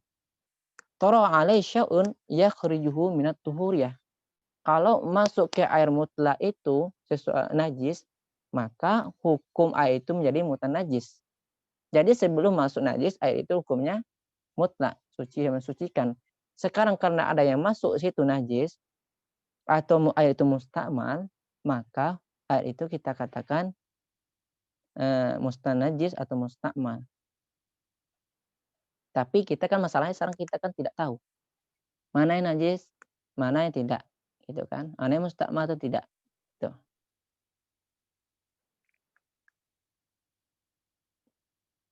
Jadi yang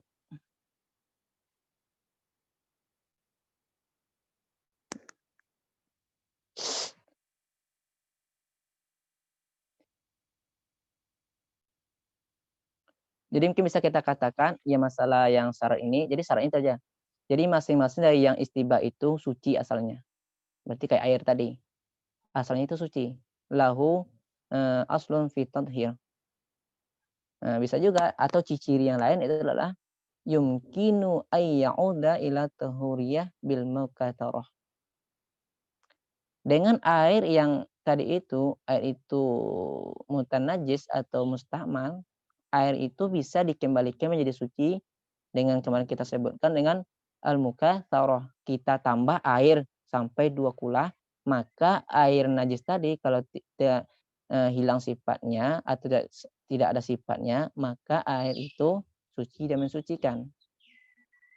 Kalau yang istibah itu 2 ember kan, kita mungkin itu ciri-cirinya. Jadi kalau yang ciri syar'i ijtihad itu boleh, yumkin kita ayya'udha ila tuhuriyah bil mukatsarah. Mungkin kita untuk mengembalikan air itu menjadi suci dan mensucikan, yaitu dengan menambah air, memperbanyak air. Maka hukumnya dari awal tadi karena masuk najis, mutanajis, kemudian kita masukkan air lagi sampai 2 kula, maka status air tersebut menjadi air mutlak. Itu. Bisa juga kita katakan kalau kita buat ranji ya, ya sekarang. Jadi istibah ma'un mutlak.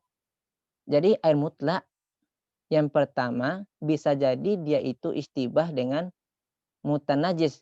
Yang pertama air mutlak istibah dengan serupa dengan mutanajis. Oke, yang kedua air mutlak istibah dengan al-ma'ul musta'mal. Gitu. Satu mutanajis, kedua musta'mal, ketiga ainun najis. Air mutlak serupa dengan ainun najis yaitu baul munqati' sifat. Jadi baul munqati' sifat. Jadi maksud ain najis inilah mungkin bisa jadi gitu kan, orang ini mengumpulkan air kencingnya sampai 1 baskom gitu kan, dan baunya hilang gitu. Kemudian di kamar mandi ada baskom 1 lagi. Kemudian air yang 2 ini, air yang baul yang 1 sampai 1 ember tadi serupa, sama gitu. Yang keempat ma'ul wardi atau bunga mawar. Air mutlak serupa dengan istibah dengan air bunga mawar atau yang air lain lah, air kelapa atau air yang lain. Oke. Kalau 1 dan 2, kalau ma'ul mutlak, air mutlak serupa dengan mutanajis atau musta'mal, maka nomor 1 dan 2 ini boleh ijtihad. Boleh ijtihad. Kalau nomor 3 atau 4 itu tidak ada ijtihad. Ainun najis, ma'ul wardi, tidak ijtihad. Sekarang kita bahas 1. Jadi ma'ul mutanajis. Kan air mutanajis asalnya air itu kan suci dan mensucikan. Sebelum masuk sesuatu ke situ berarti air itu suci, air mutlak. Kemudian masuk najis, air itu menjadi air mutanajis. Gitu kan? Karena masuk ada air situ. Atau juga musta'mal, air itu kan dasarnya kan adalah suci. Lahu aslun fi tathhir. Kemudian masuk bekas wudhu kita, air bekas wudhu kita, akhirnya air itu menjadi musta'mal. Maka di air mutanajis musta'mal kalau air mutlak istibah atau sama dengan 2 air ini, maka dibolehkan ijtihad.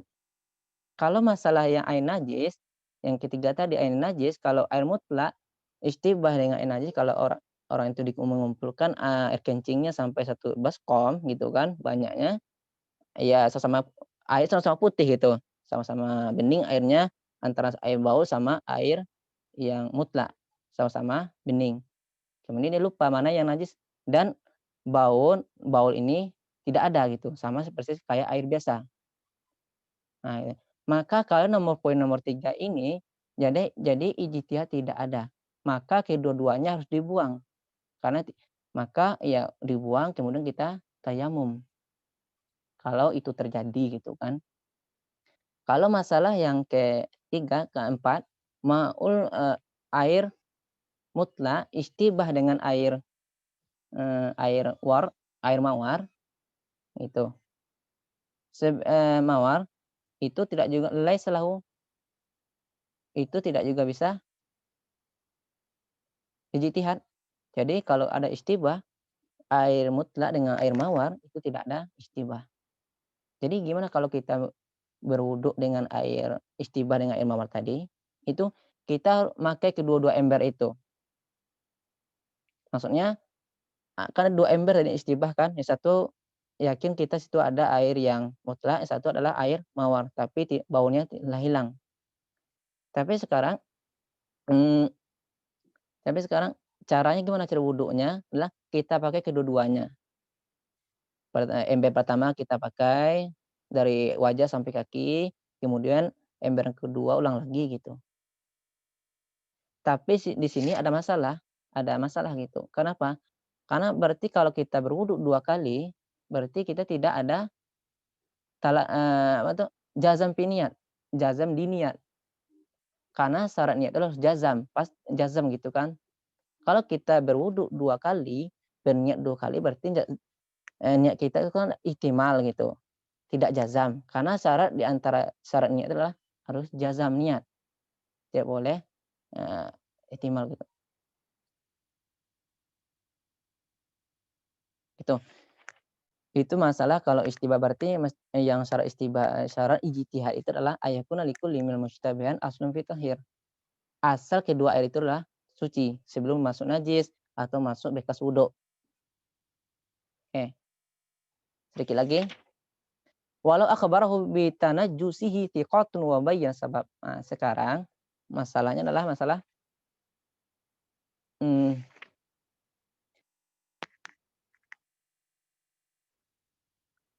kapan kita menghukumi, ya kan, kapan kita menghukumi air itu bernajis, gitu. Kapan kita menghukumi air itu najis, tak kalah syarat yang 2 kemarin. Kapan kita menghukumi air itu najis, ada 2 syarat. Yang pertama kemarin adalah bimulaqah, yang kedua biyakinin. Bertemu antara najis dengan air. Mulaqah, yang kedua secara yakin. Kita lihat langsung najis sama air itu bercampur. Itu syarat, eee, air itu menjadi mutanajis. Itu kan yang kemarin caranya lah dengan yakin gitu di mulaqah. Apakah ada cara yang lain gitu kan? Ada, yaitu dengan khabar dari orang lain, itu dengan kabar orang lain. Kemarin itu langsung kita lihat dengan mata mata kita, air itu bernajis. Sekarang ada juga air itu dikatakan najis dapat dari kabar orang lain, gitu.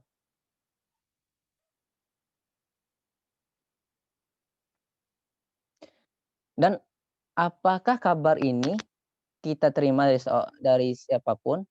Tidak, tergantung orangnya, tergantung siapa yang mengkabarkannya, gitu.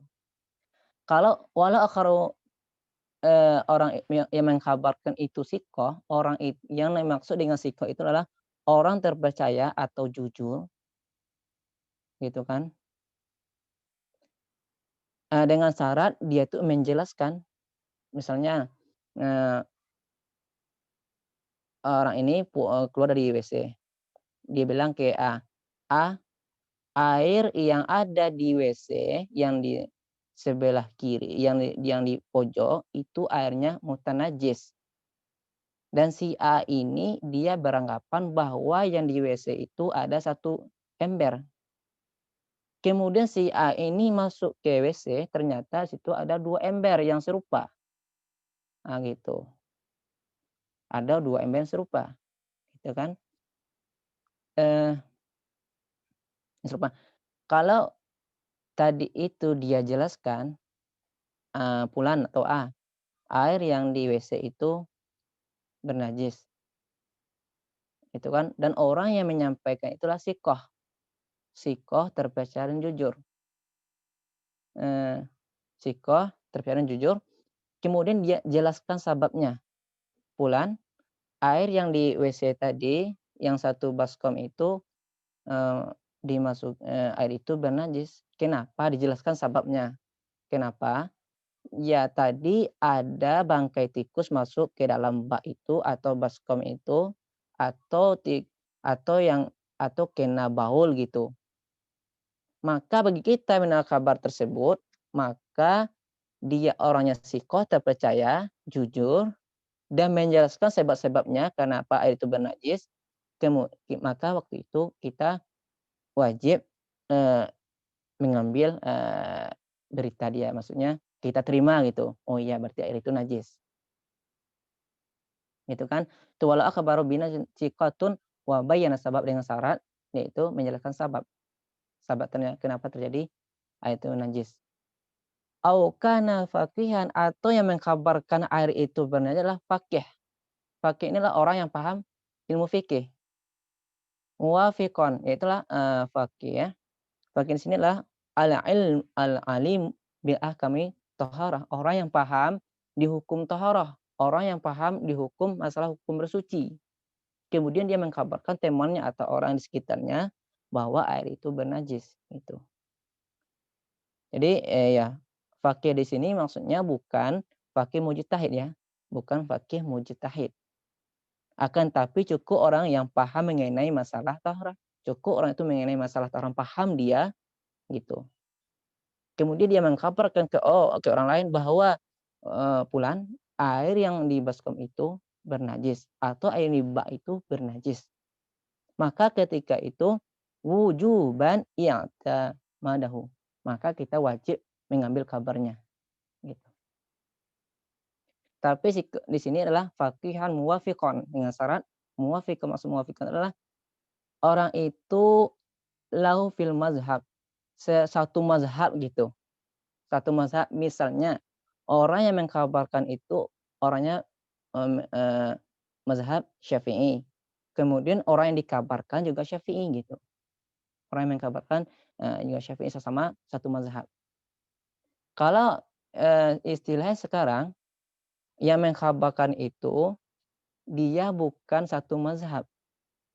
Misalkan yang mengkabarkan sekarang, air itu bernajis itu adalah dia itu menganut mazhab Maliki atau Hanafi. Fulan, air itu bernajis, gitu. Maka ketika itu kalau orang itu tidak satu mazhab, maka kita belum langsung nerima. Maka ketika itu dia wajib menjelaskan sababnya. Kalau istilahnya, kalau sama kenajisan itu di pemahaman mazhab Imam Syafi'i dengan Hanafi, itu kita terima gitu kan. Tapi kalau beda berarti tidak terima. Tapi kalau faqihan yang muwafiqon, yang sama-sama satu mazhab, orang mengkabar dan orang dikabari satu mazhab, dikabarkan bahwa kita tanpa dia jelaskan sebab, kita langsung terima. I'tamadahu wujuban, maka kita wajib menerima kabar orang tersebut. Itu. Kalau tidak satu mazhab sama kita, maka dia tuh harus wajib menjelaskan sebabnya, gitu. "Oh, pulang ini, masuk najis, dan airnya tidak sampai 2 kula," gitu kan. Nah, gitu. Kalau sama dengan, eee, kategori najis di mazhab Syafi'i gitu, maka kita ambil gitu. Oke. Itu masalah dengan ijtihad.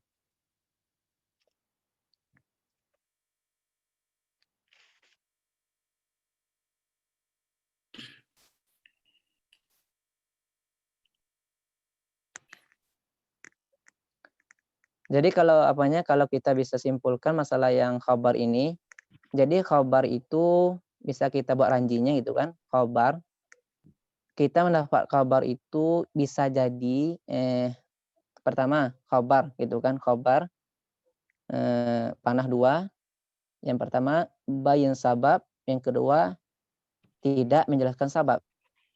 Berarti kalau bayin sabab, khabar dari orang sikoh gitu. Khabar, kemudian ada, ranji panah 2, menjelaskan sabab, kedua tidak menjelaskan sabab. Yang menjelaskan sabab ada sikoh dan ada tidak sikoh. Kemudian, yang tidak menjelaskan sabab itu ada faqih dan ghairu faqih, yang tidak faqih. Kalau yang faqih itu ada kalanya muwafiq, itu satu mazhab, dan ada ghairu muwafiq, yang berbeda mazhab.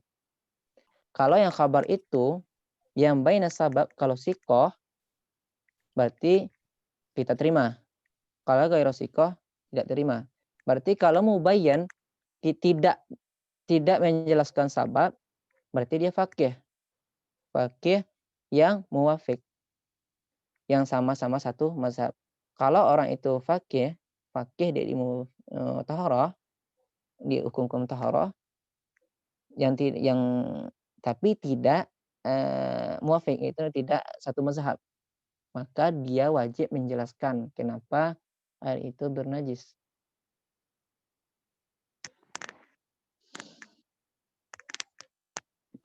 Oke, itu masalah ijtihad. Ya, baik. Kita ada dari Bapak Ibu teman-teman yang akan bertanya masalah tentang ijtihad. Berarti hukumnya ijtihad itu wajib ya, gitu ya. Oh iya. Pasalnya. Jadi tadi kita kembali ingatkan kembali Ada bahwa lupa Bang. Entar Bang, ya, ada yang lupa. Berarti ijtihad itu ini hukum ijtihad ya lebih. Tadi ada lupa satu. Jadi hukum ijtihad itu wajib ada 2 syarat. Jadi hukum ijtihad itu wajib hukumnya ada 2 syarat. Yang pertama, lam yajid ghairal mustabihain. Tidak ada lagi air yang lain. Berarti emang air 2 itu saja, 2 baskom, 2 yang 2 itu saja, tidak ada air serapan yang lain. Itu yang tadi yang kita jelaskan kan. Nah, sekarang yang keduanya, lam yablugha bil khatti qullatayn. Kalau air kedua itu disatukan sampai 2 kula, nah gitu. Kalau air kedua itu disatukan tidak nyampe 2 kula, maka ijtihad wajib. Jadi pahamnya kalau terpenuhi 2 syarat, jadi paham yang pertama, ada air serap gitu. Maka ketika itu hukum ijtihad jaiz atau mubah, seperti yang tadi. Kalau air itu kita gabungkan, paham yang tadi yang nomor 2 ya. Tadi kan nomor 2, syarat yang nomor 2 adalah kalau air itu kedua disatukan tidak sampai 2 kula. Jadi pahamnya kalau kita gabungkan 2 air itu sampai 2 kula, maka ketika itu hukum ijtihad jaiz, boleh, mubah, boleh-boleh saja. Mau kita ijtihad atau kita gabungkan saja sampai 2 kula. Itu ijtihad hukumnya wajib atau jaiz. Dengan jaiz berarti 2 syarat. Berarti kalau keluar syarat tidak memenuhi 2 syarat ini berarti hukumnya wajib. Kalau memenuhi 2 syarat ini hukumnya jaiz. Gitu ya. hukumnya jaiz. Baik, terima kasih. Mungkin kita sampaikan, mungkin ada teman-teman atau Bapak Ibu yang akan bertanya sebelum kita tutup kajian kita malam hari ini. Ini udah, kalau di sini udah cukup larut malam ya. Berarti udah 12:30, kurang 10 di Adelaide. Kalau di Bang Melki di sana itu udah mau jam 1 ya. Udah mau jam 1 malam. Sini masih jam 3:30. Ya. Ya baik, mungkin ada pertanyaan dari teman-teman atau Bapak Ibu semua. Kita tadi telah bahas tentang ijtihad, bagaimana air itu bisa kita gunakan atau tidak gitu ya.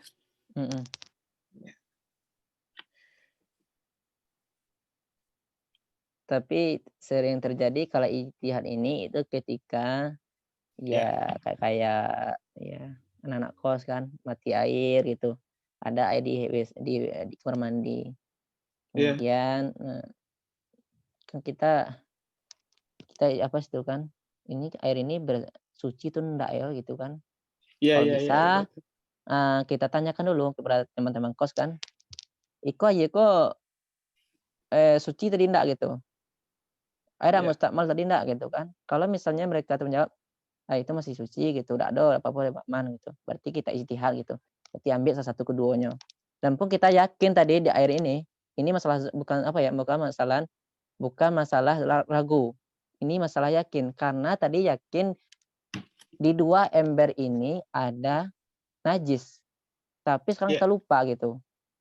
Lupa gitu kan karena mirip atau diketukar sama teman gitu kan. Akhirnya, tahu gitu loh. Tapi kalau masalah setelah yakin, berarti yakin kan, kalau yakin, berarti buang. kalau yakin berarti kita buang, tidak kita gunakan ya. Ya, Ya baik. berarti ambil satu lagi, gitu. Baik, terima kasih. Mungkin tidak ada yang bertanya mungkin teman-teman. Cukup ini udah mulai cukup berat ya pembahasannya. Ya karena fikih ini masalahnya itu ya dari awal kayaknya santai gitu, santai, terus semakin ke atas tuh dia semakin ke atas semakin bersangkutan ke bawah gitu. Jadi Iya, istilahnya ya emang harus ada dari bawah ke atas. Tapi kalau tidak, ya tidak ngerti di bawah, itu semakin ke atas malas gitu, bosan, karena tidak nyambung. iya memang harus apa berantai kalau dari awal Ya sampai berantai, akhir itu harusnya ya. karena sampai karena pembahasan kita kan tohar bersuci. Bersuci itu berkaitan dengan air. Berarti dari pasal awal sampai akhir itu masalah suci. Entar akhir tohara ini itu masalah, bab haid. Haid itu juga berkaitan dengan berkaitan dengan air gitu. Dan sebelum haid itu juga berkaitan dengan mandi wajib. Mandi wajib air Ya, juga. Sebelum ya, itu juga berkaitan dengan, istinja gitu. Habis itu sebelumnya juga ada berkaitan dengan, mengusap sepatu seperti yang moderator tanya kemarin, itu berkaitan juga dengan ya. air, gitu. Jadi artinya khususnya di tohara ini memang apa namanya? Memang di awal sekali memang dari air ya. Air bagaimana Iya. kita Yang mengetahui intinya jenis-jenis sih air. yang taharah itu yang perlu dipahami banget itu yang di masalah yang 4 itu, masalah perbedaan air mutlak, air mutaghayyir, air Mutaghayir, mustakmal, air musta'mal, mutanajis gitu. Bisa najis. bedakan ketika itu karena ke ujung-ujung kita bahas air. Ya. Mhm. Baik, mungkin ada dari hadirin yang akan bertanya, dipersilahkan dulu. Kalau tidak, kita akan tutup sesi kita pada malam hari ini. Nah, mungkin kalau tidak ada, mungkin kalau ada yang bertanya boleh nanti di grup WhatsApp ya yang sudah ada, boleh Mhm. nanti silakan bertanya di sana, atau insya Allah kita akan bertemu lagi di, insya Allah mudah-mudahan umur panjang, kita bertemu di Jumat depan, Jumat Iya. malam, di waktu Insyaallah jam Jumat 7 depan kita membahas tentang, apa tuh, masalah bejana, tempat air itu terbuat Jana. dari emas atau perak. Apa kita Ya, boleh menggunakannya tidak? ya, oke. Baik, mungkin demikian dulu. Mungkin kalau teman-teman tidak ada bertanya, kalau nanti ada pertanyaan silakan boleh nanti bertanya di melalui grup WhatsApp, atau kalau tidak kita akan ada pertemuan selanjutnya, kita akan bahas tentang bejana, bejana bersama Ustadz Bertaas, dan juga insya Allah dengan seperti biasa dengan link Zoom yang sama. Mungkin demikian dari saya sebagai selaku moderator. Kita tutup dengan doa kifaratul majelis. Subhanakallahumma wa bihamdik Barakallahu. asyhadu an la ilaha anta astaghfiruka wa atubu ilaik. Terima kasih untuk kehadiran Bapak Ibu, teman-teman semua. Mudah-mudahan selalu istiqomah dalam apa, walaupun ngajian kita dalam apa namanya fikih memang agak berat sedikit demi sedikit. Insya Allah kita akan apa, uh, mudah-mudahan dapat ilmu yang dari pertemuan kita pada malam hari ini. Mhm. Kepada Ustaz Muhtar ucapkan terima kasih, mohon maaf atas segala kekurangan. Terima kasih pada semua yang hadirin yang telah hadir pada malam hari ini. Wabillahi taufik wal hidayah. Assalamualaikum warahmatullahi wabarakatuh. Waalaikumsalam warahmatullahi wabarakatuh. Waalaikumsalam warahmatullahi wabarakatuh.